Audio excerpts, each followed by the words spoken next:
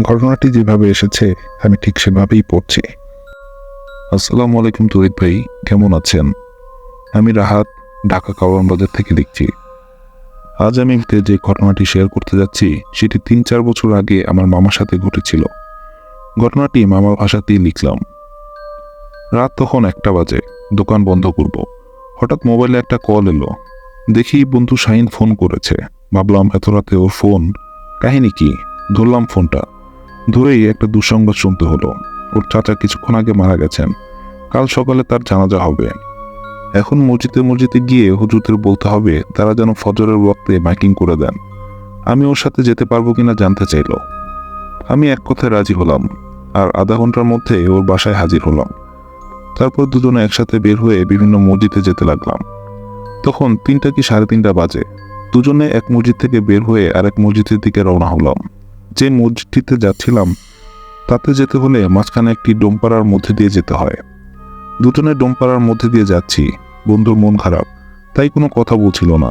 পাড়াটি অত্যন্ত নোংরা। রাস্তার পাশেই কিছু দূর পর পর স্ট্রিট লাইট পোস্ট। কিছু দূর এগোনোর পর অদ্ভুত অনুভূতি হতে লাগলো। মনে হলো কে যেন আড়াল থেকে আমাদের দেখছে। শাহিনেরও যে একই অবস্থা হয়েছিল তা পরে জেনেছি। অস্বস্তি কাটাবার জন্য দুজনে কথা বলতে বলতে এগোতে লাগলাম। যেতে যেতে রাস্তার একটা মোড় ঘুরবার পর দেখি সামনে ১০-১২ বছরের টাক মাথার একটা ছেলে দাঁড়িয়ে আছে। আমরা একটু অবাক হলাম, এত রাতে এত ছোট একটা ছেলে বাহিরে কি করছে? আমরা এগিয়ে গেলাম। পিচ্চিটাকে বললাম, এই তোর বাড়ি কই? এত রাতে এখানে কি করিস? পিচ্চিটা কিছু না বলে মাথা নিচু করে হাঁটা ধরল। এরপর সে যা করলো তা এক কথায় অবিশ্বাস্য। সে রাস্তার পাশে ড্রেনের দিকে এগিয়ে গেল এবং আস্তে আস্তে ড্রেনের মধ্যে পুরোপুরি ঢুকে গেল। আমরা সাথে সাথে দৌড়ে ড্রেনের কাছে গিয়ে উকি দিলাম, কিন্তু পিচ্চিটার ছায়াও দেখলাম না। এত তাড়াতাড়ি চম্পট দেওয়া কোনো মানুষের পক্ষে সম্ভব নয়। তার চেয়ে বড় কথা হলো ড্রেনটা এতই সরু ছিল যে ১০-১২ বছরের ছেলেটা সেটা পুরোপুরি ঢুকতেও পারবে না। রাস্তার পাশের স্ট্রিট লাইটের আলোয় ঘটনাটি চাক্ষুষ করলাম। কেমন যেন ধোঁকা লাগলো।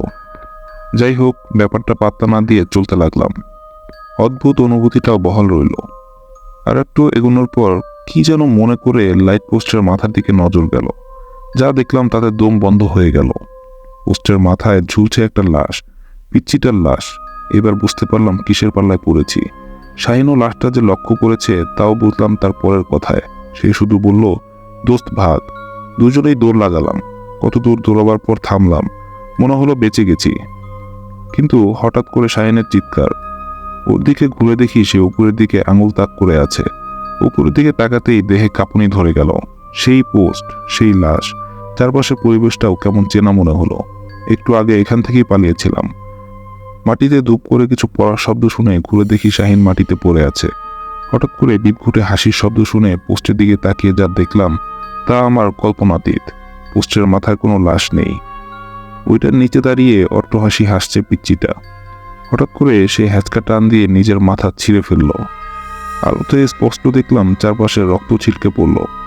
ছেঁড়া মাথাটাই পাগলের মতো হাসতে লাগলো। এরপর ছেঁড়া মাথাটা নিয়েই আমাদের দিকে এগোতে লাগলো। আমি আর সহ্য করতে পারলাম না। আল্লাহ আল্লাহ করতে করতে চেতনা হারিয়ে ফেললাম। পরদিন যখন হুঁশ হয় বুঝতে পারলাম আমরা একটা মসজিদে আছি। পরবর্তীতে জানতে পারি যে ফজরের ওয়াক্তে মসজিদে আসার পথে আমাদেরকে পড়ে থাকতে দেখে মুসল্লিরা আমাদেরকে মসজিদে নিয়ে এসেছে। এটা ছিল সেই মসজিদ যেটার উদ্দেশ্যে আমরা রওনা হয়েছিলাম।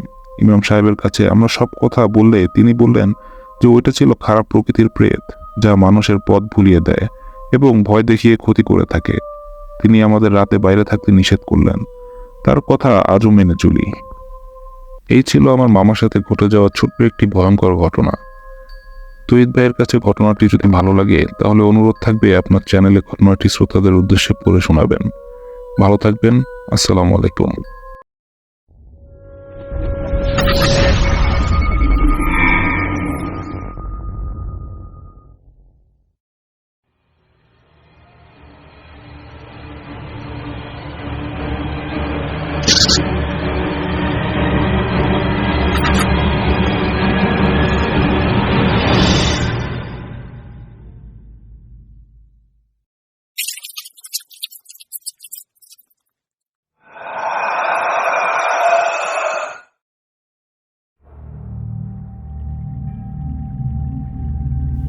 বেশ অদ্ভুত এবং ভয়ঙ্কর একটি ঘটনা ছিল।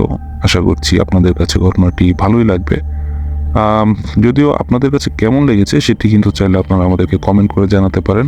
আর যারা আজ আপনারা আমাদের চ্যানেলটি নতুন শুনছেন তারা কিন্তু চাইলে আমাদের চ্যানেলটি সাবস্ক্রাইব করে বেল বাটনটি প্রেস করে রাখতে পারেন, যাতে পরবর্তী কোনো এপিসোড আসলে সেটি আপনারা মিস না করে ফেলেন। এবং সকলেই সকলের জন্য দোয়া করব এই রমজান মাসে, যাতে আমরা সঠিকভাবে এবং সুস্থভাবে পুরো রমজানটা কমপ্লিট করতে পারি। আর বেশি বেশি করে দোয়া করব সকলের জন্য, নিজের পাশাপাশি সকলের জন্যই দোয়া করলে অবশ্যই আল্লাহ কারো না কারো দোয়া তো অবশ্যই কবুল করবেন আশা করা যায়। কারণ এই রমজান মাসের দোয়া একমাত্র যেখানে আল্লাহ কাউকে ফিরিয়ে দেন না।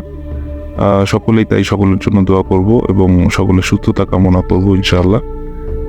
ওকে, আজ চলে যাচ্ছি, কিন্তু যাচ্ছি না। দেখা হবে পরবর্তী আরও একটি এপিসোডে। সে পর্যন্ত সকলে ভালো থাকবেন, সুস্থ থাকবেন। আসসালামু আলাইকুম।